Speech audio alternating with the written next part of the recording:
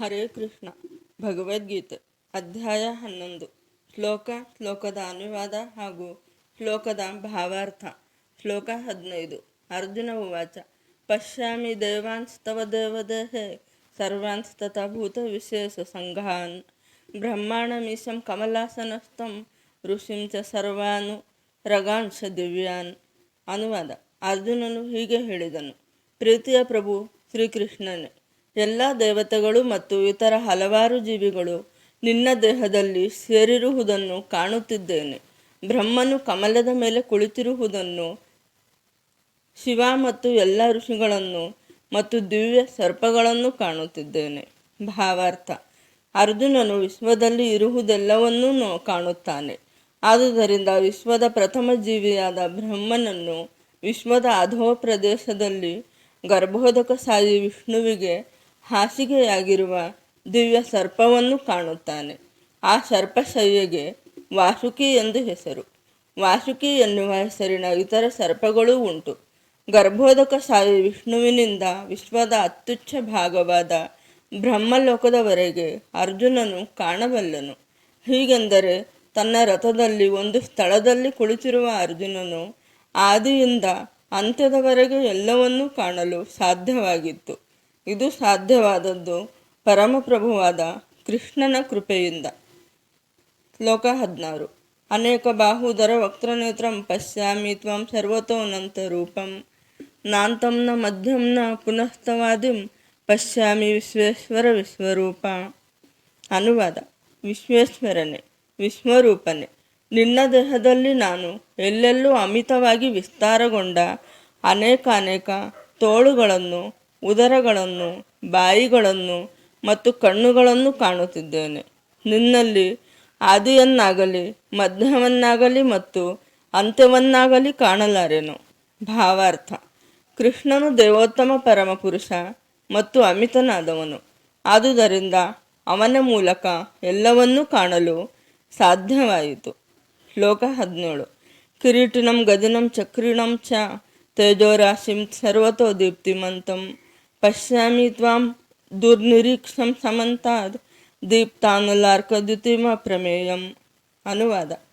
ನಿನ್ನ ರೂಪವನ್ನು ನೋಡುವುದು ಕಷ್ಟ, ಏಕೆಂದರೆ ನಿನ್ನ ರೂಪದ ಪ್ರಭೆಯು ಪ್ರಜ್ವಲಿಸುವ ಉರಿಯಂತೆ ಅಥವಾ ಅಳತೆಗೆ ಸಿಕ್ಕದ ಸೂರ್ಯಪ್ರಭೆಯಂತೆ ಎಲ್ಲೆಡೆಯೂ ಹರಡಿದೆ. ಆದರೂ ನಾನು ಈ ಪ್ರಕಾಶಮಾನವಾದ ರೂಪವು ವಿವಿಧ ಕಿರೀಟಗಳಿಂದ, ಗದೆಗಳಿಂದ ಮತ್ತು ಚಕ್ರಗಳಿಂದ ಅಲಂಕೃತವಾಗಿರುವುದನ್ನು ಎಲ್ಲೆಲ್ಲೂ ಕಾಣುತ್ತಿದ್ದೇನೆ. ಶ್ಲೋಕ 18. ತ್ವಮಕ್ಷರಂ ಪರಮಂ ವೇದಿತವ್ಯಂ ತ್ವಮಸ್ಯ ವಿಶ್ವಸ್ಯ ಪರಂ ನಿಧಾನಂ ತ್ವಮವ್ಯಯಃ ಶಾಶ್ವತ ಧರ್ಮಗೋಪ್ತ ಸನಾತನಸ್ತ್ವಂ ಪುರುಷೋ ಮತೋ ಮೇ. ಅನುವಾದ. ನೀನು ಪರಮವಾದ ಆದಿಲಕ್ಷ್ಯವು. ನೀನು ಎಲ್ಲ ವಿಶ್ವದ ಕಟ್ಟಕಡೆಯ ವಿಶ್ರಾಂತಿ ತಾಣ. ನಿನಗೆ ಕ್ಷಯವೇ ಇಲ್ಲ ಮತ್ತು ನೀನು ಅತ್ಯಂತ ಪ್ರಾಚೀನನು. ನೀನು ಸನಾತನ ಧರ್ಮದ ಪಾಲಕನು, ದೇವೋತ್ತಮ ಪುರುಷನು. ಇದು ನನ್ನ ಅಭಿಪ್ರಾಯ. ಶ್ಲೋಕ 19. ಅನಾದಿ ಮಧ್ಯಾಂತಮನಂತ ವೀರ್ಯಂ ಅನಂತ ಬಾಹುಂ ಶಶಿಸೂರ್ಯ ನೇತ್ರಂ ಪಶ್ಯಾಮಿ ತ್ವಾಂ ದೀಪ್ತ ಹುತಾಸವಕ್ತ್ರಂ ಸ್ವತೇಜಸ ವಿಶ್ವಮಿದಂ ತಪಂತಂ. ಅನುವಾದ. ನಿನಗೆ ಆದಿ ಮಧ್ಯ ಅಥವಾ ಅಂತ್ಯಗಳಿಲ್ಲ. ನಿನ್ನ ಮಹಿಮೆಗೆ ಮಿತಿ ಇಲ್ಲ. ನಿನಗೆ ಅಸಂಖ್ಯಾತ ಬಾಹುಗಳಿವೆ. ಸೂರ್ಯ ಚಂದ್ರರು ನಿನ್ನ ಕಣ್ಣುಗಳು. ಪ್ರಜ್ವಲಿಸುವ ಉರಿಯು ನಿನ್ನ ಬಾಯಿಯಿಂದ ಹೊರಬಂದು ನಿನ್ನ ಪ್ರಕಾಶವು ಇಡೀ ವಿಶ್ವವನ್ನು ಸುಡುತ್ತಿರುವುದನ್ನು ನಾನು ಕಾಣುತ್ತಿದ್ದೇನೆ. ಭಾವಾರ್ಥ. ದೇವೋತ್ತಮ ಪರಮಪುರುಷನ 6 ಐಶ್ವರ್ಯಗಳಿಗೆ ಮಿತಿಯೇ ಇಲ್ಲ. ಇಲ್ಲಿ ಹಲವು ಇತರ ಸ್ಥಳಗಳಲ್ಲಿ ಪುನರಾವೃತ್ತಿ ಇದೆ. ಆದರೆ ಧರ್ಮಗ್ರಂಥಗಳ ಪ್ರಕಾರ ಕೃಷ್ಣನ ಮಹಿಮೆಗಳ ಪುನರಾವೃತ್ತಿಯು ಸಾಹಿತ್ಯಿಕವಾಗಿ ದೌರ್ಬಲ್ಯವಲ್ಲ.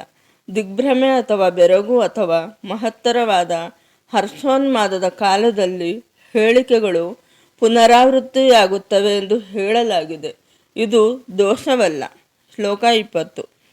ದ್ಯಾವ ಪೃಥಿವ್ಯೋರಿದಮಂತರಂ ಹಿ ವ್ಯಾಪ್ತಂ ತ್ವಯೈಕೇನ ದಿಶಶ್ಚ ಸರ್ವಾಃ ದೃಷ್ಟ್ವಾದ್ಭುತಂ ರೂಪಮುಗ್ರಂ ತವೇದಂ ಲೋಕತ್ರಯಂ ಪ್ರವ್ಯಥಿತಂ ಮಹಾತ್ಮನ್. ಅನುವಾದ. ನೀನು ಒಬ್ಬನೇ, ಆದರೂ ನೀನು ಆಕಾಶವನ್ನು, ಎಲ್ಲ ಲೋಕಗಳನ್ನು, ಅವುಗಳ ನಡುವಣ ಎಲ್ಲ ಸ್ಥಳವನ್ನು ವ್ಯಾಪಿಸಿದ್ದೀಯೆ. ಮಹಾತ್ಮನೆ, ಈ ಅದ್ಭುತವಾದ ಮತ್ತು ಉಗ್ರವಾದ ರೂಪವನ್ನು ಕಂಡು ಎಲ್ಲ ಲೋಕವ್ಯೂಹ ಭಯಗೊಂಡಿವೆ. ಭಾವಾರ್ಥ: ದ್ಯಾವ ಪೃಥಿವ್ಯ ಮತ್ತು ಈ ಶ್ಲೋಕದಲ್ಲಿ ಲೋಕತ್ರಯಂ ಈ ಶ್ಲೋಕದಲ್ಲಿ ಮಹತ್ವದ ಶಬ್ದಗಳು. ಏಕೆಂದರೆ ಪ್ರಭುವಿನ ವಿಶ್ವರೂಪವನ್ನು ಅರ್ಜುನನು ಮಾತ್ರವಲ್ಲದೆ ಇತರ ಲೋಕವ್ಯೂಹಗಳಲ್ಲಿ ಇರುವವರು ನೋಡಿದರು ಎಂದು ಕಾಣುತ್ತದೆ. ಅರ್ಜುನನು ವಿಶ್ವರೂಪವನ್ನು ಕಂಡದ್ದು ಕನಸಾಗಿರಲಿಲ್ಲ. ಪ್ರಭುವು ಯಾರು ಯಾರಿಗೆ ದಿವ್ಯ ದೃಷ್ಟಿಯನ್ನು ಕರುಣಿಸಿದನೋ ಅವರೆಲ್ಲರೂ ರಣರಂಗದಲ್ಲಿನ ಈ ವಿಶ್ವರೂಪವನ್ನು ಕಂಡರು. ಶ್ಲೋಕ 21. ಅಮಿಹಿ ತ್ವಾಂ ಸುರಸಂಘಾ ವಿಸಂತಿ ಕೇಚಿದ್ ಭೀತಾಃ ಪ್ರಾಂಜಲಯೋ ಗೃಣಂತಿ. ಸ್ವಸ್ತಿ ತ್ಯುಕ್ತ್ವಾ ಮಹರ್ಷಿ ಸಿದ್ಧಸಂಘಾಃ ಸ್ತುವಂತಿ ತ್ವಾಂ ಸ್ತುತಿಭಿಃ ಪುಷ್ಕಲಾಭಿಃ. ಅನುವಾದ: ದೇವತೆಗಳ ಸಮೂಹಗಳೆಲ್ಲ ನಿನ್ನ ಮುಂದೆ ಶರಣಾಗತವಾಗಿ ನಿನ್ನನ್ನೇ ಪ್ರವೇಶಿಸುತ್ತಿರುವುವು. ಅವರಲ್ಲಿ ಕೆಲವರು ಭಯಭೀತರಾಗಿ ಕೈ ಮುಗಿದುಕೊಂಡು ಪ್ರಾರ್ಥನೆ ಮಾಡುತ್ತಿದ್ದಾರೆ. ಮಹರ್ಷಿಗಳ ಮತ್ತು ಪರಿಪೂರ್ಣ ಸಿದ್ಧರ ಸಮೂಹಗಳು ಸ್ವಸ್ತಿ ಸ್ವಸ್ತಿ ಎಂದು ಹೇಳುತ್ತಾ ವೇದದ ಸ್ತುತಿಗಳನ್ನು ಹಾಡುತ್ತಾ ನಿನಗೆ ಪ್ರಾರ್ಥನೆ ಸಲ್ಲಿಸುತ್ತಿರುವರು. ಭಾವಾರ್ಥ: ಎಲ್ಲ ಲೋಕವ್ಯೂಹಗಳ ದೇವತೆಗಳು ವಿಶ್ವರೂಪದ ಉಗ್ರ ಅಭಿವ್ಯಕ್ತಿಯಿಂದ ಮತ್ತು ಅದರ ಕಣ್ಣು ಕೋರೈಸುವ ಪ್ರಭೆಯಿಂದ ಭಯಭೀತರಾಗಿದ್ದಾರೆ ಮತ್ತು ರಕ್ಷಿಸಬೇಕೆಂದು ಪ್ರಾರ್ಥಿಸುತ್ತಿದ್ದಾರೆ. ಶ್ಲೋಕ 22. ರುದ್ರಾದಿತ್ಯ ವಶವೋ ಯೇ ಚ ಸಾಧ್ಯ ವಿಶ್ವೇಶ್ವಿನೋ ಮರುತಶ್ಚೋಷ್ಮ ಪಾಶ್ಚ ಗಂಧರ್ವ ಯಕ್ಷಾಸುರ ಸಿದ್ಧ ಸಂಘ ವೀಕ್ಷಂತೆ ತ್ವಾಂ ವಿಸ್ಮಿತಾಶ್ಚೈವ ಸರ್ವೇ. ಅನುವಾದ: ಶಿವನ ಎಲ್ಲ ವಿವಿಧ ಅಭಿವ್ಯಕ್ತಿಗಳು, ಆದಿತ್ಯರು, ವಶುಗಳು, ಸಾಧ್ಯರು, ವಿಶ್ವದೇವತೆಗಳು, ಇಬ್ಬರು ಅಶ್ವಿನಿ ದೇವತೆಗಳು, ಮರುತರು, ಪಿತೃಗಳು, ಗಂಧರ್ವರು, ಯಕ್ಷರು, ಅಸುರರು ಮತ್ತು ಸಿದ್ಧ ದೇವತೆಗಳು ಬೆರಗಾಗಿ ನಿನ್ನನ್ನು ನೋಡುತ್ತಿದ್ದಾರೆ. ಶ್ಲೋಕ 23. ರೂಪಂ ಮಹತ್ಯ ಬಹುವಕ್ತ್ರನೇತ್ರಂ ಮಹಾಬಾಹು ಮಹಾಬಾಹು ರೂಪಾದಂ ಬಹುದರಂ ಬಹುದಂಷ್ಟ್ರಾಕರಾಲಂ ದೃಷ್ಟ್ವಾ ಲೋಕಾಃ ಪ್ರವ್ಯಥಿತಾಸ್ತತಾಹಂ.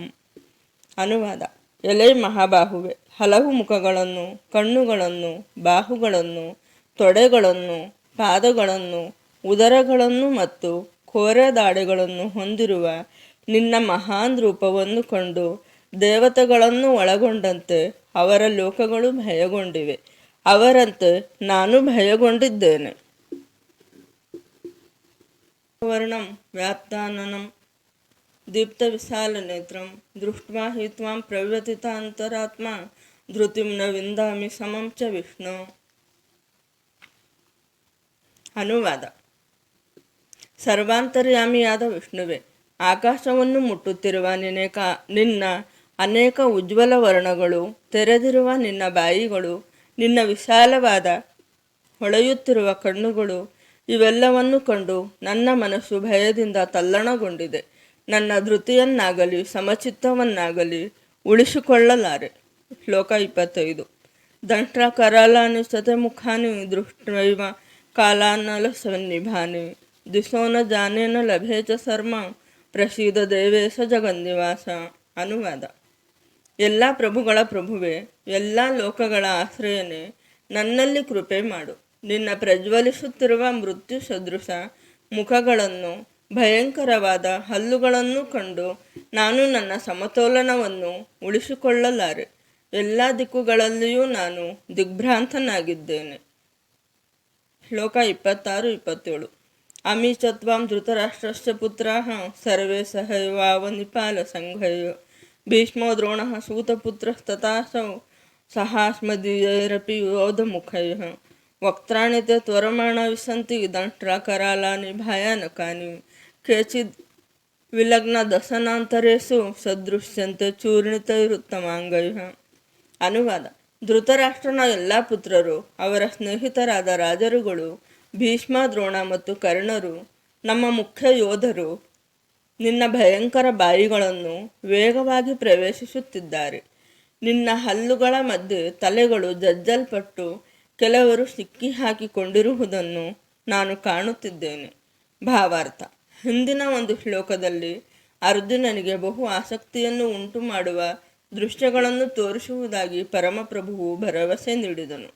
ತಮ್ಮ ವಿರುದ್ಧ ಪಕ್ಷದ ನಾಯಕರು ಭೀಷ್ಮ, ದ್ರೋಣ, ಕರ್ಣ ಮತ್ತು ಧೃತರಾಷ್ಟ್ರನ ಎಲ್ಲ ಗಂಡು ಮಕ್ಕಳು, ಅವರ ಯೋಧರು ಮತ್ತು ಅರ್ಜುನ ಯೋಧರು ಸಹ ನಾಶವಾಗುತ್ತಿರುವುದನ್ನು ಈಗ ಅರ್ಜುನನು ಕಾಣುತ್ತಾನೆ. ಕುರುಕ್ಷೇತ್ರದಲ್ಲಿ ಸೇರಿದವರಲ್ಲಿ ಸ್ವಲ್ಪ ಹೆಚ್ಚು ಕಡಿಮೆ ಎಲ್ಲರ ಸಾವಿನ ನಂತರ ಅರ್ಜುನನು ಜಯಶಾಲಿಯಾಗುತ್ತಾನೆ ಎನ್ನುವುದಕ್ಕೆ ಇದೊಂದು ಸೂಚನೆ. ಅಜೇಯನೆನಿಸಿಕೊಂಡ ಭೀಷ್ಮನು ಸಹ ನುಚ್ಚುನೂರಾಗುತ್ತಾನೆ ಎಂದು ಇಲ್ಲಿ ಹೇಳಿದೆ. ಹಾಗೆಯೇ ಕರ್ಣನೂ ಸಹ. ಶತ್ರುಪಕ್ಷದ ಭೀಷ್ಮನಂತಹ ಮಹಾಯೋಧರು ಮಾತ್ರವಲ್ಲದೆ ಅರ್ಜುನನ ಪಕ್ಷದ ಹಲವಾರು ಮಹಾನ್ ಯೋಧರು ನುಚ್ಚುನೂರಾಗುತ್ತಾರೆ.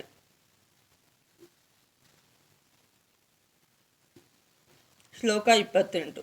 ಯಥಾ ನದೀನಾಂ ಬಹವೋಂಬುವೇಗಾಃ ಸಮುದ್ರಮೇವಾಭಿಮುಖಾ ದ್ರವಂತಿ ತಥಾ ತವಾಮಿ ನರಲೋಕವೀರ ವಿಸಂತಿ ವಕ್ತ್ರಾಣ್ಯಭಿವಿಜ್ವಲಂತಿ. ಅನುವಾದ: ನದಿಗಳ ಅಧಿಕ ಸಂಖ್ಯೆಯ ಅಲೆಗಳು ಸಮುದ್ರದೊಳಕ್ಕೆ ಹರಿಯುವಂತೆ ಈ ಎಲ್ಲ ಮಹಾಯೋಧರು ಪ್ರಜ್ವಲಿಸುತ್ತಾ ನಿನ್ನ ಬಾಯಿಗಳನ್ನು ಪ್ರವೇಶಿಸುತ್ತಿರುವರು. ಶ್ಲೋಕ 29. ಯಥಾ ಪ್ರದೀಪ್ತಂ ಜ್ವಲಂತಂ ಪತಂಗ ವಿಸಂತಿ ನಾಶಾಯ ಸಮೃದ್ಧ ವೇಗಾಃ ತಥೈವ ನಾಶಾಯ ವಿಸಂತಿ ಲೋಕಾಸ್ ತವಾಪಿ ವಕ್ತ್ರಾಣಿ ಸಮೃದ್ಧ ವೇಗಾಃ. ಅನುವಾದ: ಪತಂಗಗಳು ತಮ್ಮ ನಾಶಕ್ಕಾಗಿ ಉರಿಯುತ್ತಿರುವ ಜ್ವಾಲೆಯನ್ನು ವೇಗವಾಗಿ ಪ್ರವೇಶಿಸುವಂತೆ ಎಲ್ಲ ಜನರು ನಿನ್ನ ಬಾಯಿಯೊಳಕ್ಕೆ ವೇಗವಾಗಿ ಧಾವಿಸುತ್ತಿರುವುದನ್ನು ನಾನು ನೋಡುತ್ತಿದ್ದೇನೆ. ಶ್ಲೋಕ 30. ಲೇಲಿ ಹೆಸೆ ಗ್ರಸಮಾನಃ ಸಮಂತಾಲ್ ಲೋಕಾನ್ ಸಮಗ್ರಾನ್ ವದನೈರ್ಜ್ವಲಬ್ಧಿಃ ತೇಜೋವೀರ ಪೂರ್ಯ ಜಗತ್ ಸಮಗ್ರಂ ಭಾಸಸ್ತವೋಗ್ರಾಹ ಪ್ರತಪಂತಿ ವಿಷ್ಣು. ಅನುವಾದ: ಎಲೈ ವಿಷ್ಣುವೆ, ಉರಿಯುತ್ತಿರುವ ನಿನ್ನ ಬಾಯಿಗಳಲ್ಲಿ ಎಲ್ಲ ಕಡೆಗಳಿಂದ ನೀನು ಎಲ್ಲ ಜನರನ್ನು ನುಂಗುತ್ತಿರುವುದನ್ನು ನಾನು ಕಾಣುತ್ತಿದ್ದೇನೆ. ನಿನ್ನ ತೇಜಸ್ಸಿನಿಂದ ಇಡೀ ವಿಶ್ವವನ್ನು ಆವರಿಸಿದ್ದೀಯೆ. ನೀನು ಭಯಂಕರವಾದ ಸುಡುವ ಕಿರಣಗಳೊಡನೆ ಪ್ರಕಟವಾಗಿದ್ದೀಯೆ. ಹರೇ ಕೃಷ್ಣ.